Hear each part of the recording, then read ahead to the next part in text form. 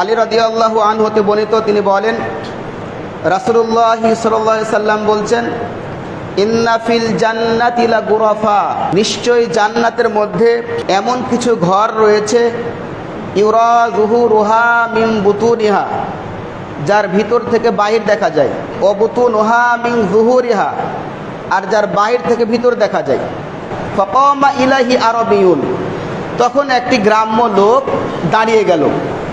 এরপর রাসূল বলছেন, লিমান হিয়া ইয়া রাসূলুল্লাহ, আল্লাহ রাসূল ওই জান্নাত কার জন্য? আপনি যে জান্নাতের কথা বলছেন, যে জান্নাতের ভিতর থেকে বাহির দেখা যায়, বাহির থেকে ভিতর দেখা যায়, এই স্বচ্ছ সুন্দর জান্নাত কার জন্য রয়েছে? আল্লাহ রাসূল বলছেন, হিয়া লিমান আতাবাল কালাম, এই জান্নাত তার জন্য যার মুখের ভাষা সুন্দর। এই জান্নাত তার জন্য যার মুখের ভাষা সুন্দর, যার আচরণ নম্র ভদ্র। ও আতআমাত তুআম, যারা অভাবী দুস্থ ফকির মিসকিনকে খেতে দেয়। ও আদামাস সিয়াম, যারা প্রায় সিয়াম পালন করে।